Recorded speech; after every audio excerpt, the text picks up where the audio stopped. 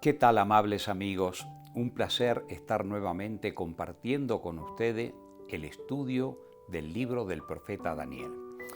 Vamos a comenzar estudiando el capítulo 8 y 9, pero antes de introducirnos en esos capítulos, yo quiero recordar con ustedes, primeramente en esta introducción a estos capítulos, acerca de la omnisciencia de Dios al estudiar nosotros las profecías y al estudiar, por supuesto, con diligencia las gloriosas verdades de la palabra de Dios. Por ejemplo, en el libro de Colosenses me gusta el capítulo 2, el verso 2 y 3, dice así: para que sean consolados sus corazones unidos en amor, hasta alcanzar toda la riqueza de pleno entendimiento, a fin de conocer el misterio de Dios el Padre y de Cristo, en quien están escondidos todos los tesoros de la sabiduría y del conocimiento. ¡Qué hermoso! Dice que en Cristo están escondidos todos los tesoros de la sabiduría y del conocimiento. O sea, en Cristo nosotros encontramos toda la riqueza, porque Él vino como el Dios encarnado, pero trayendo a esta tierra la sabiduría y el conocimiento de las verdades eternas y gloriosas. O sea, toda la riqueza que nosotros podemos extraer al estudiar de la Sagrada Escritura no se pueden comparar en absoluto a lo que entendemos por riqueza o sabiduría en esta tierra. Por ejemplo, la sabiduría según el hombre está basada muchas veces en el conocimiento profundo de ciencias, de letras, de arte, y mientras todas estas cosas sean verdaderas y genuinas, no pueden ser más que reflexiones de aquella gloriosa luz que es Dios. Por eso es que el sabio Salomón, en el libro de Proverbios, el capítulo 1 y el verso 7, nos expresa que el principio de la sabiduría es el conocimiento de Dios. Así que, por lo tanto, al estudiar en la Sagrada Escritura la riqueza que contiene en el glorioso plan de la redención, en la belleza que ésta encierra, nosotros estamos obteniendo, mis amigos, la riqueza más grande que podemos obtener, porque estamos obteniendo la riqueza de nuestro origen, quiénes somos, de dónde venimos, a quién le pertenecemos, y estamos obteniendo también el regalo del cielo, que es la vida eterna, que nos otorgará cuando Jesús vuelva en gloria y majestad. Él pagó en el Calvario esa deuda y Él volverá en gloria para entregarnos. Y a través de las profecías, Dios nos va revelando el conocimiento de todos los sucesos históricos para que nosotros no caigamos en los errores que el gran engañador y artífice maestro de toda mentira y engaño, como es Satanás, ha llenado prácticamente la tierra. Es por eso que inclusive cuando vamos al Evangelio del apóstol Juan, es interesante que allí Jesús tiene en el capítulo 4, hay un relato de la experiencia que él vive con la mujer samaritana. Esa mujer samaritana era una mujer que era muy sincera en su corazón, había tenido errores, había tenido yerro, pero Jesús va justamente a ese lugar porque quería tener un encuentro con ella. Y Jesús se sienta ahí al lado del pozo de Jacob, y cuando la mujer llega a llevar agua al mediodía, nunca a esa hora se recogía agua de esos pozos, se recogían al atardecer o al amanecer porque el calor era muy intenso, pero ella venía a esa hora porque no gozaba de simpatía con la población, y entonces, para no venir ante las miradas críticas de sus adversarios, ella venía a esa hora, y Jesús se encontró con ella, y entonces Jesús le pide a ella: dame de beber. Y ella le dice: pero ¿cómo? Siendo tú judío y yo samaritana, ¿cómo me pides de beber? Porque entre judío y samaritano no se podían ni ver. Y entonces Jesús le responde algo muy interesante que está en el versículo 13 y 14 del capítulo 4.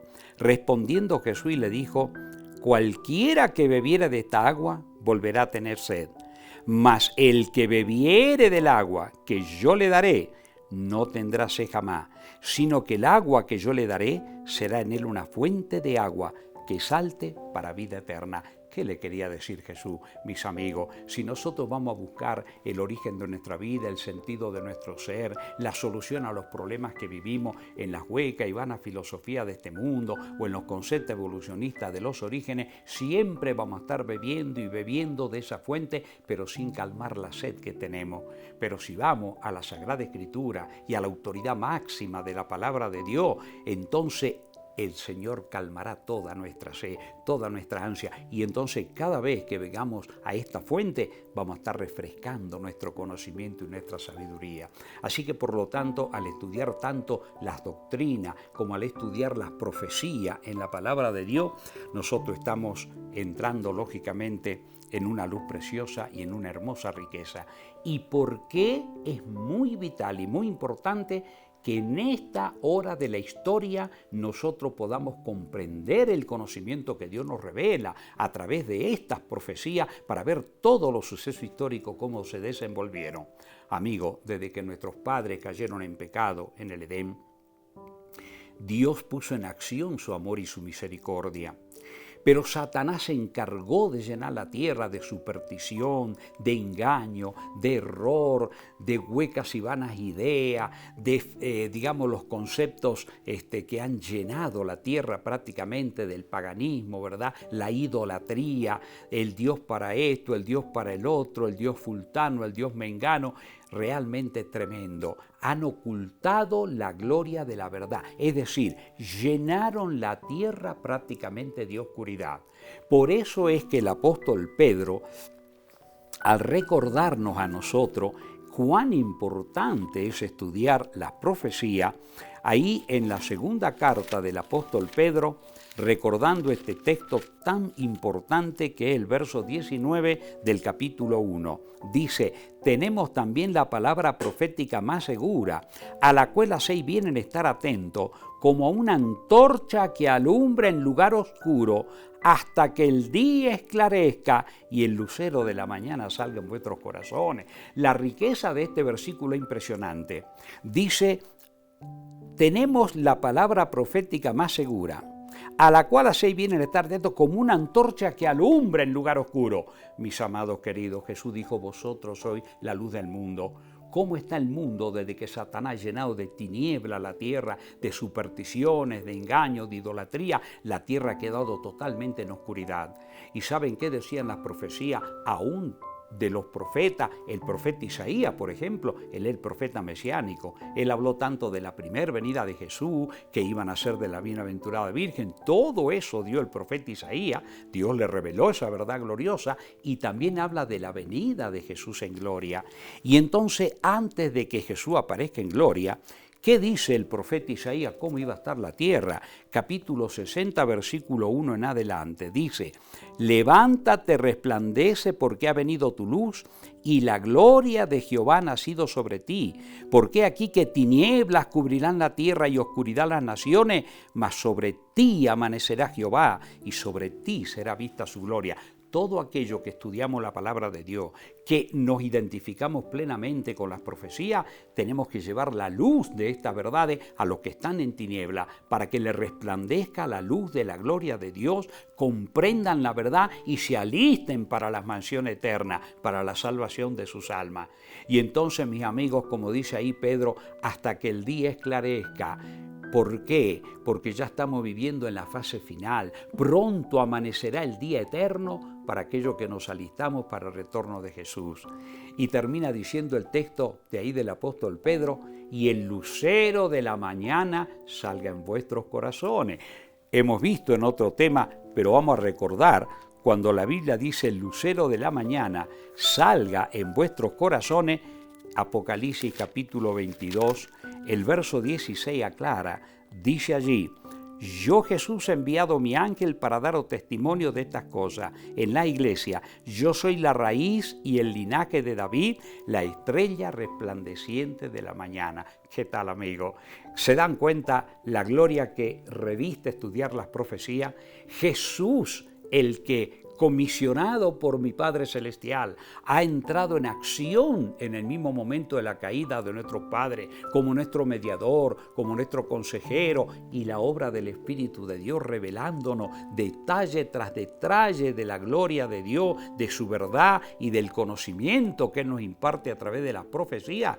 Cuando nosotros más estudiamos, más el lucero de la mañana resplandece en nuestros corazones, más nos enamoramos del Señor Jesucristo y estamos dispuestos, lógicamente, a obedecerle. Ahora, muy bien, para terminar esta introducción, ¿por qué era importante, antes de entrar a ver el capítulo 8 y los detalles y el 9, por qué era importante que nosotros tengamos en cuenta esta introducción cuando estudiamos las profecías y el interés que debe despertarnos? Porque al estudiar ahora el capítulo 8 y 9 vamos a llegar a un punto vital donde vamos a ver cómo es la última obra mediadora de Jesús en el santuario celestial. En la tierra, ustedes saben que Dios instruyó a Moisés que haga un santuario en la tierra, y en ese santuario terrenal, ahí estaba todo el conocimiento del glorioso plan de redención. Pero cuando Jesús muere en la cruz del Calvario, se termina la obra del santuario terrenal, porque Él ascendía al santuario celestial. Y la primera fase de Él fue en el lugar santo del santuario. Vamos a ver todos esos detalles cuando estudiemos el capítulo 8 y 9. Vamos a ver cómo el Señor Jesucristo, en un determinado momento, después de 1798, en el Daniel 7 que hemos leído, al final de eso, por supuesto, la Biblia explica qué es lo que va a ocurrir. En el capítulo 8 vamos a ver cuál es la fecha exacta de ese momento histórico. Pero recordemos ahí nuevamente, yendo al libro del profeta Daniel, qué es lo que mencionaba el capítulo 7, que vamos a verlo muy desarrollado, lógicamente, en el capítulo 8. Dice el versículo 9 y 10: estuve mirando hasta que fuera un puesto trono, y se sentó un anciano de día, cuyo vestido era blanco como la nieve y el pelo de su cabeza como lana limpia. Su trono llama de fuego y las ruedas del mismo fuego ardiente. Un río de fuego procedía y salía delante de él. Millares de millares le servían y millones de millones asistían delante de él. El juez se sentó y los libros fueron abiertos. Y el verso 13 en adelante dice: miraba yo en la visión de la noche, y aquí con las nubes del cielo venía uno como hijo de hombre, que vino hasta el anciano de día, y le hicieron acercarse delante de él. Y le fue dado dominio, gloria, reino, para que todos los pueblos, naciones y lenguas le sirvieran. Su dominio es dominio eterno que nunca pasará, y su reino uno que nunca se destruirá. Y entonces dice allí el versículo 18: después recibirán el reino los santos del Altísimo, y poseerán el reino hasta el siglo, eternamente y para siempre. Sí, amigo, cuando estudiemos el capítulo 8, vamos a ver cuándo comenzó el juicio preadvenimiento en el cielo, que es la última fase donde se determinan los que serán herederos de la salvación desde los días del primer mártir cristiano que hubo en esta tierra, que fue el hijo de Adán, Abel, el justo, que lo mató su hermano Caín. Hermanos y amigos queridos, que Dios me los bendiga. Estudiemos la Sagrada Escritura diligentemente, porque en ella tenemos la ciencia y el conocimiento de nuestro Padre eterno. Mi deseo y bendición para todos ustedes. Amén.